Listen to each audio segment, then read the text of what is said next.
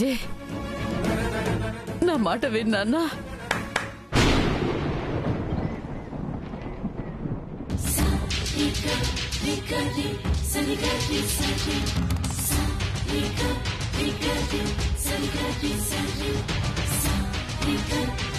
దయచేసి ఎవరు మాట్లాడకండి. అయిపోయింది. నా సహనం నశించిపోయింది.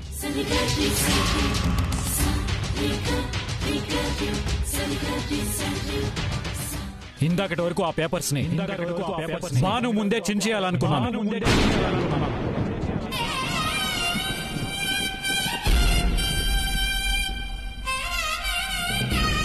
కేవలం నువ్వు నన్ను కన్విన్స్ చేయటం వల్లే జయమ్మా. ఈ పెద్ద మనిషి పడే బాధ చూసి కూడా కరిగిపోయాను.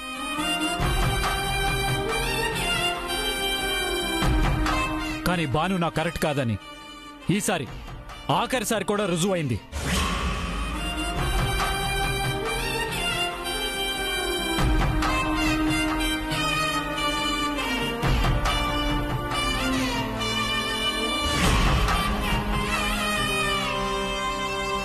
ఇక ఎన్ని అవకాశాలు ఇచ్చినా తను మారదు. నాకు భార్యగా ఉండే ఏ ఒక్క అర్హత తనకి లేదని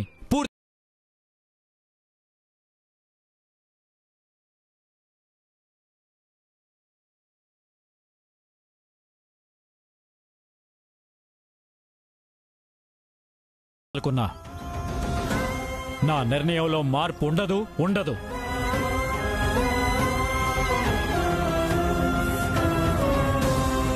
వెళ్ళిపో. మీ వాళ్లతో కలిసి నీ పుట్టింటికి వెళ్ళిపో. కోర్టులో కలుద్దాం విడిపోవడానికి.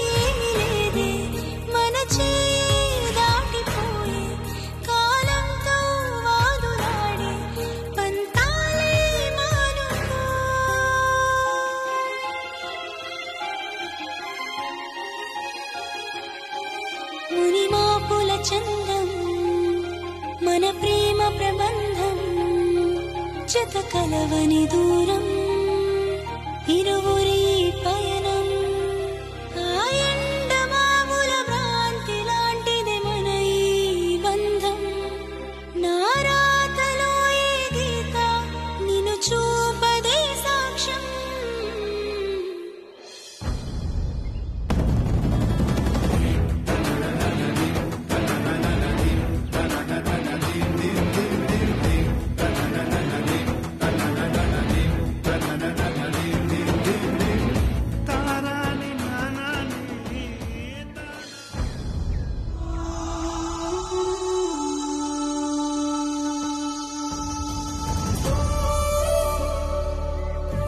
అంజలి, ఏంటిది? థ్యాంక్స్. దేనికి? అంతా వేలెత్తి చూపిస్తున్నా.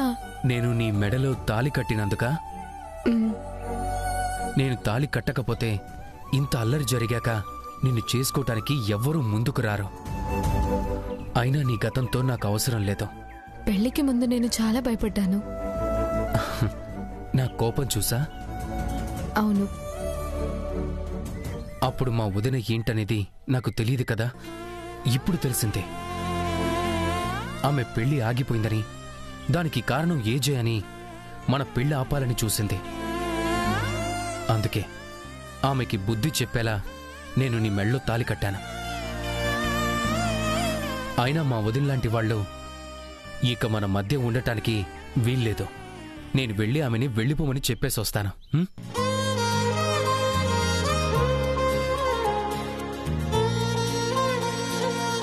నా పెళ్ళి ఆగిపోతుందని భయపడ్డాను. కానీ ఒక మంచి మనిషితో జరిగింది. అక్క పెళ్లి పెళ్లి కూడా దేవుళ్ళ లాంటి మనిషితో జరిగింది. కానీ కానీ దాని బ్రతికిలా అవుతుందని కల్లో కూడా అనుకోలేదు. అక్క, ఎలా బ్రతుకుతా అక్క?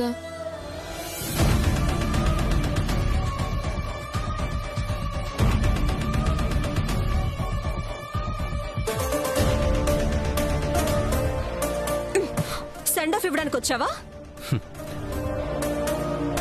ఏరా, ఎగతాళిగా ఉందా?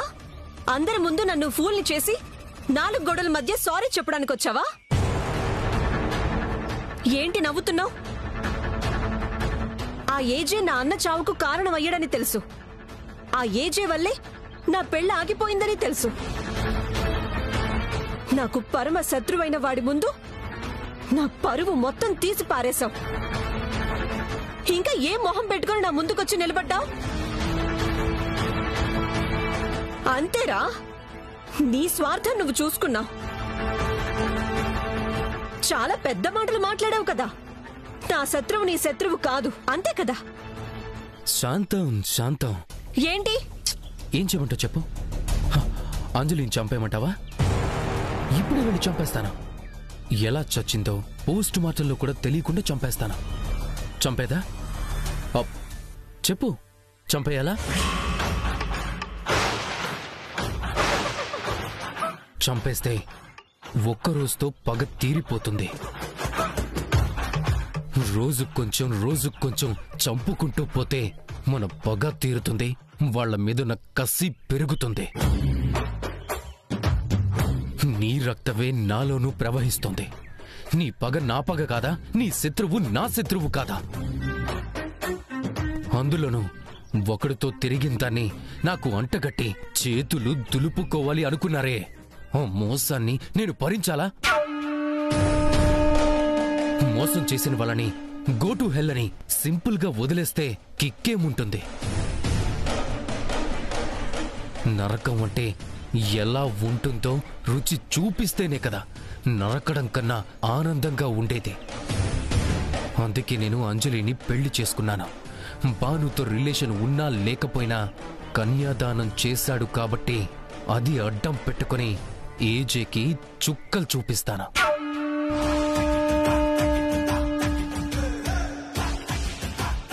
రే విష్ణు, నువ్వు కనబడవు గాని నాకన్నా డేంజర్ రా. అర్థమైంది కదా? Okay, carry on. All the best. Thank you. వాళ్ళ నిజ స్వరూపం బయట పెట్టడానికి నీ వికృత స్వరూపం చూపించు.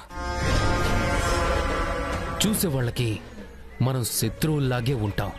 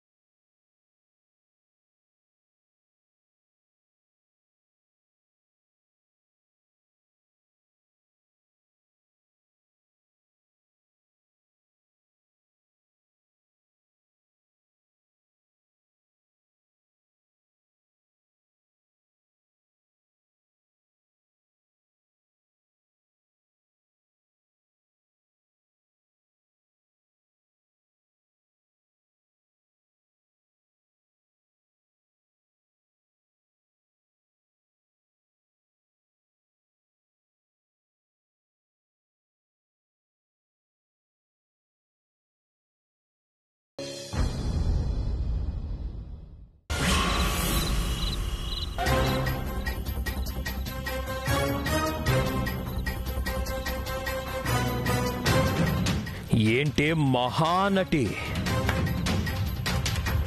నువ్వు మామూలు మనిషివై కూడా నా దగ్గరే నటిస్తావా? ఆ నటించేదేదో ఇంకాసేపు నటిస్తే ఏమయ్యేదే? హ్యాపీగా నాకు అంజలికి పెళ్ళయ్యేది కదే. నువ్వు ఇంటికి పద, నీకు నరకం అంటే ఏంటో చూపిస్తా. ఛీ! ఇంకా నీతోనే కలిసి కాపురం చేస్తానని ఎలా అనుకుంటున్నావురా? నేను నీలాగా అందరూ చీకొట్టిన అనామకురాల్ని కాదు. నన్ను నెత్తిన పెట్టుకుని చూసుకునే తల్లిదండ్రులున్నారు. ఇంకో పెళ్లి చేసుకొని హ్యాపీగా ఉంటాను. ఇన్విటేషన్ పంపిస్తాను, రెడీగా ఉండు.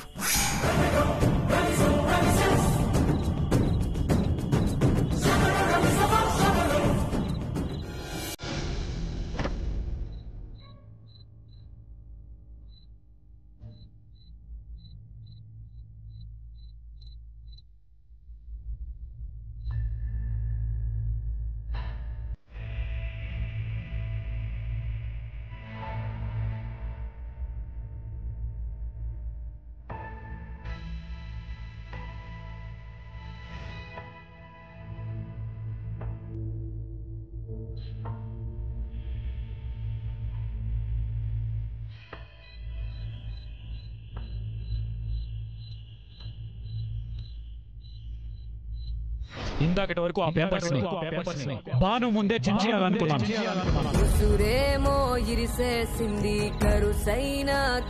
అయిపోయింది. నా సహనం నశించిపోయింది. ఇప్పుడు నా కాళ్ళు పట్టుకున్నా బతిమాలుకున్నా నా నిర్ణయంలో మార్పు ఉండదు. నా మాట విన్నాను.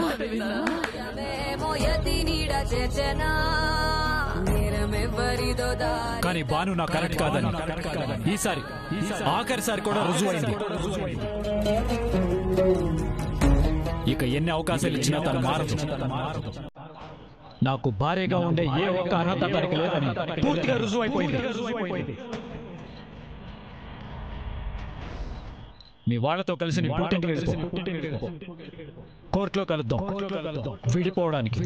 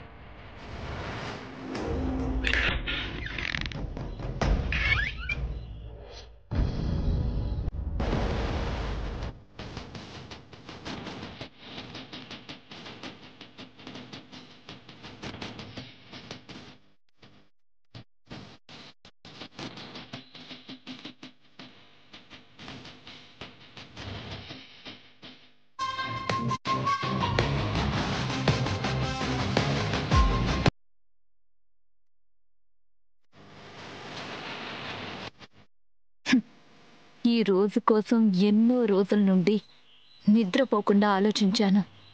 ఏ రోజైతే నువ్వు ఇంట్లో అడుగు పెట్టావో ఆ రోజు నుండి ఈ రోజు దాకా నాకు మనశ్శాంతే లేదు.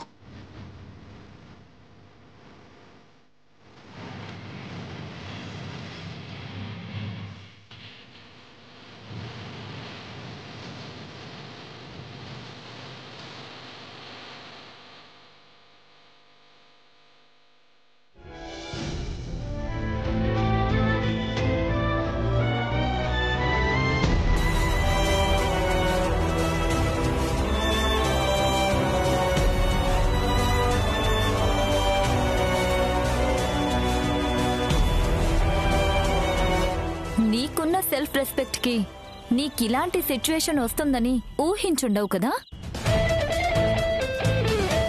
కలలు ఎన్నైనా కనొచ్చు, ఎందుకంటే ఖర్చు ఉండదు కాబట్టి. కానీ కలకి వాస్తవానికి చాలా తేడా ఉంటుంది. నీ కల ఎప్పుడూ కలగానే ఉంటుంది. వాస్తవం అవ్వదని నీకు చాలాసార్లు హెచ్చరించాను. నువ్వే లెక్క చేయలేదు. నా వల్ల ఏదైనా అవుతుంది, నా వల్ల ఏదైనా అవుతుంది అనే నీ స్లోగన్ నీ స్థితికి తీసుకొచ్చింది. ఇప్పుడు నువ్వైతే హ్యాపీగా ఉన్నావు కదా? Of course. సంతోషం. థ్యాంక్స్. మేమెప్పుడు హ్యాపీగానే ఉండేవాళ్ళం, కానీ నువ్వే మధ్యలోకొచ్చి డిస్టర్బ్ చేసావు. మాకు అత్తగా నువ్వు సూట్ కావు, ఏజే భార్యగా నువ్వు సెట్ కావు అని నెత్తి నోరు మొత్తుకొని చెప్పినా నువ్వు వినలేదే. మా ఫ్రీడమ్కి, మా సంతోషానికి అడ్డంగా నిలబడాలని చూసాం. ఎప్పటికైనా నీ స్థాయి ఏంటో నువ్వు తెలుసుకుంటే మంచిది. స్థాయి విషయం పక్కన పెట్టు దక్ష. ఒక్కసారి నువ్వే ఆలోచించుకో. నేనెప్పుడు మీ సంతోషాలకి అడ్డు రాలేదు. మీరే ప్రతిరోజు నన్ను ఏదో ఒక విధంగా ఈ ఇంటి నుండి పంపించేయాలనే చూశారు. నువ్వు మళ్ళీ మొదటికే వస్తున్నావు.